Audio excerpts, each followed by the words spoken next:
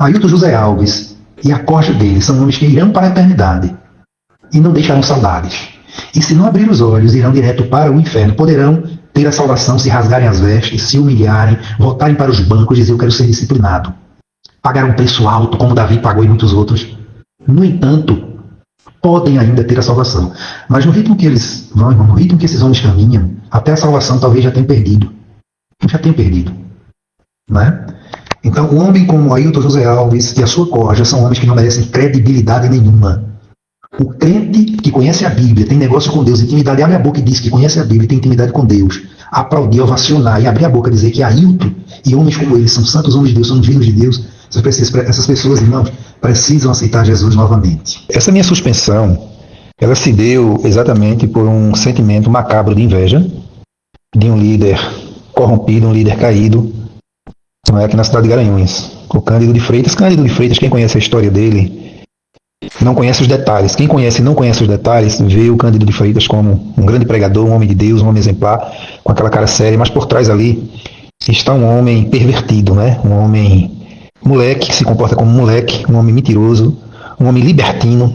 Né? Ele saiu aqui de Garanhuns com manchas terríveis. Nós não publicamos muita coisa a respeito porque as mulheres, as irmãs, não quiseram denunciar, não quiseram se expor, e eu até entendo. E eu nem teria feito para preservá-las. Né? É um homem libertino, né, recém-chegado lá em uma cidade da região metropolitana, da Zona da Mata, continua com o mesmo comportamento. Agora, um especialista em grandes eventos, em grandes alaridos, botar ele para falar e pregar 4 horas seguidas, ele prega sem cair o tom. Né? E ele está na cidade onde exatamente gerou, né, um dos pastores mais déspotas, mais inúteis, mais frouxos e mais medrosos que a igreja no Brasil já produziu, que chama-se Ailton José Alves. Ailton José Alves é um homem medroso, frouxo, até porque ele é um ditador, né? Todo ditador, se os irmãos forem na história, verão que todo ditador é frouxo, é medroso, é covarde, é mentiroso, é dissimulado. Essas são as características de Ailton José Alves. As características do bigodinho, lá da Segunda Guerra Mundial. Né? Era um homem valente quando estava no comando para dar ordens, mas quando ouvia dizer que alguém ia matá-lo, que alguém ia pegá-lo, ele se escondia, enfiava a cabeça, se pudesse enfiava a cabeça no chão como uma avestruz aterrorizado. Né? Então, eu digo isso porque no ano passado eu estive lá, antes dele me suspender, antes do Ailton me suspender, depois que eu tinha tentado de várias formas aqui com o Cândido. O Cândido, um dos motivos, o motivo principal, o motivo de inveja deles, é porque eles sabiam que eu tinha toda a chance de ser eleito vereador e um dos mais votados aqui em Garanhuns. E eles queriam que eu participasse do Projeto Cidadania. Veja só, eu conheci o Projeto Cidadania com uma palma da minha mão, inclusive fiz apologia ao Projeto Cidadania, né, em 2010. Fui um dos obreiros que na época o pastor Samuel Guerra nos enviou para dar palestras. A gente chegou aí até em cidade pequena, falar sobre o Projeto Cidadania, que até então a igreja não se envolvia com a política. Quando resolveu se envolver, foi porque eles descobriram a facilidade que se tinha para desviar dinheiro, para fazer rachadinha. O objetivo deles foi esse. E quando o Ailton resolveu colocar o Francisco Eurico para ser deputado, né, vocês podem observarem, está se aproximando está se aproximando já o terceiro mandato, né? 2018. Né? 2018 está aí na frente, terceiro mandato. Mas já no mandato passado agora, em 2014, eles já tentaram derrubar o Eurico. Porque o objetivo do Ailton em colocar o Eurico como deputado federal não foi para honrá-lo, não. Pelo contrário, foi para tirar a estrela dele, o brilho dele aqui de Pernambuco. Eu vou mandar esse camarada para Brasília. Né? E no momento certo eu faço com ele, do jeito que foi feito com Francisco Olímpio, que morreu no ostracismo. E vocês podem anotar, irmãos, pode esperar que todo o tempo que o Francisco Eurico sair da política, e se esse presidente atual da nossa igreja, esse covarde, déspota, frouxo, medroso, estiver comandando ele ou alguém da família dele, o Eurico será sepultado. Será sepultado politicamente e espiritualmente. Não terá chance na igreja. A não ser que aconteça algo que mude essa ordem atual. Não é? Pois bem, voltando ao Cândido, o Cândido me chamou várias vezes, tentando me persuadir, dizendo que eu era um bom nome para o Projeto Cidadania. E o senhor sabe como é que funciona, irmão Giovanni, o Projeto Cidadania, né? Você tem que ouvir o pastor da igreja. Ou seja, irmão, eles queriam um vereador aqui em Garanhuns para eles comandarem, para eles dominarem. né? Quem sabe fazer rachadinha, né? Querer que eu colocasse, por exemplo, no gabinete alguma das filhas dele, inclusive filhas que uma delas ele rejeita, né? Uma família totalmente desestruturada. O Cândido de Freitas é um homem totalmente desestruturado, que não tem condição de ensinar ninguém, muito menos as famílias.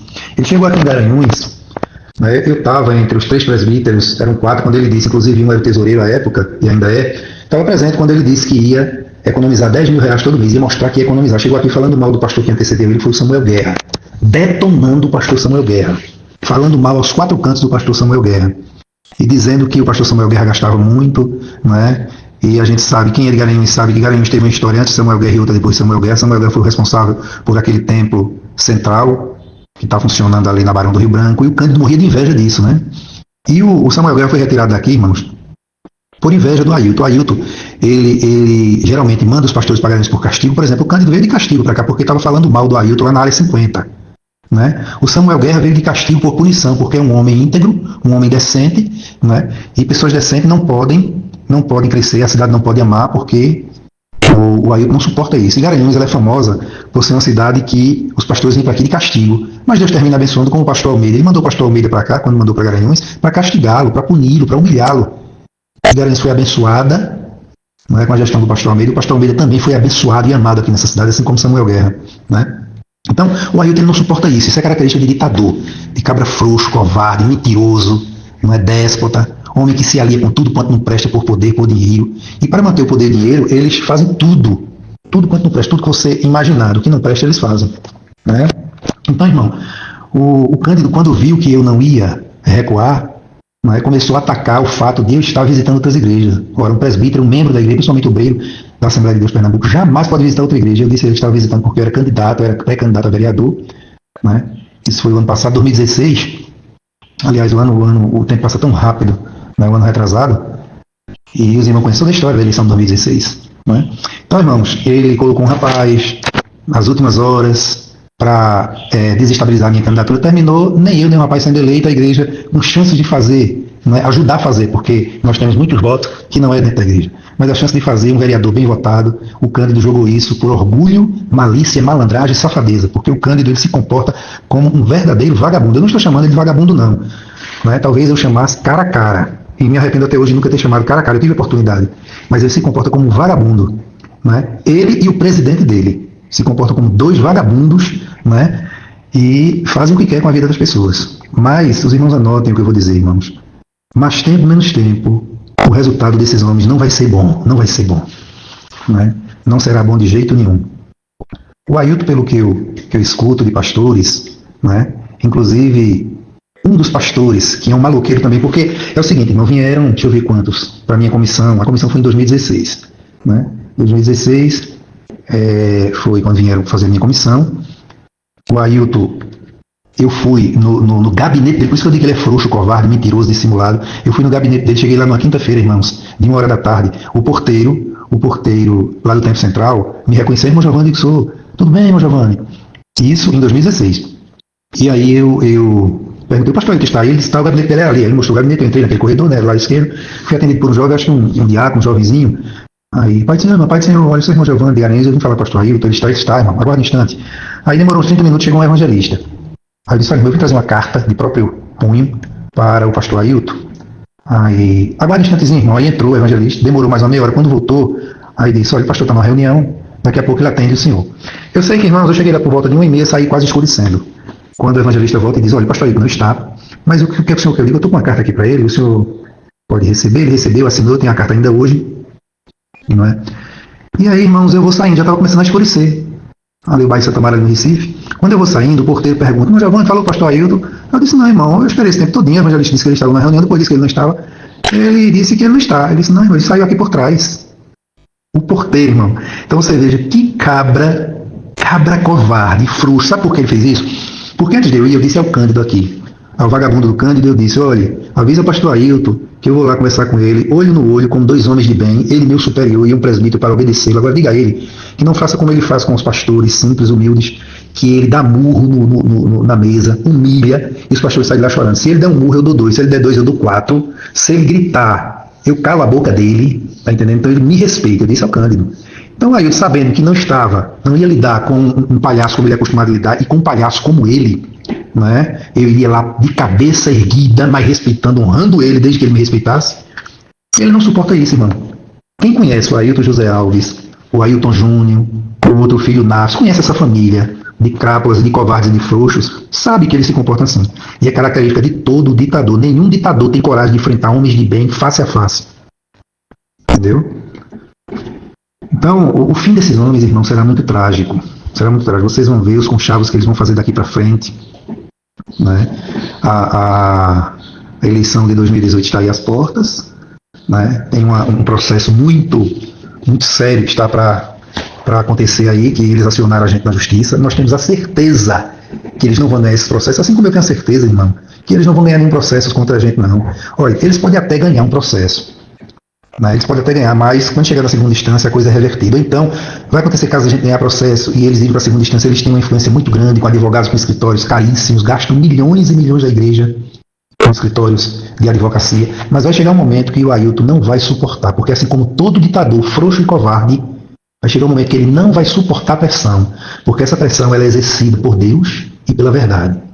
Ele tem que entender que ele está lidando com homens de bem, homens que respeitam, homens que honram, homens que têm vida no altar. Ailton José Alves e a turma de salafrário dele tem que entender que ele está lidando com homens de bem, homens que têm vida no altar, homens que são exemplo na família, homens que são exemplo com a esposa, com os filhos, são exemplo no trabalho, na sociedade, na vizinhança, na igreja. Ele tem que entender. Ailton José Alves, um homem sujo, manchado desde São Lourenço, depois foi para a Argentina, tem uma história podre na Argentina, né? Ele tem que entender que ele está lidando com homens de bem, com homens que não têm cauda presa como ele tem com tudo e com todos. Então, irmãos, mais cedo ou mais tarde a história dirá. Porque sempre foi assim. Sempre foi assim. Então aguarde os acontecimentos nos próximos anos. Eu não digo nos próximos dias, semana não, irmão, porque isso é uma demanda. Deus, o tempo de Deus não é o nosso tempo.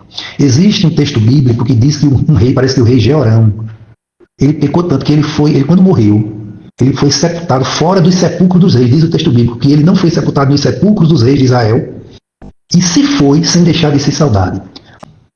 Então aguardem, irmãos, aguardem os próximos anos, porque eu não acredito que esse problema seja problema para se resolver em 1 ano, 2 anos, 3 anos, não. Isso vai caminhar, sabe por quê? Porque a nossa igreja hoje é composta por um grupo de obreiros covardes, coniventes, homens de bem, homens de Deus, mas homens covardes, homens que preferem o salário da iniquidade, preferem expor suas esposas, suas filhas, seus filhos, à humilhação, preferem ser humilhados a perder a mamatazinha. Eles não creem, eles não acreditam que o Deus que eles creem, que eles pregam, sustenta eles. Eles acham que Ailton é quem sustenta eles. Então eles não vão romper com Ailton.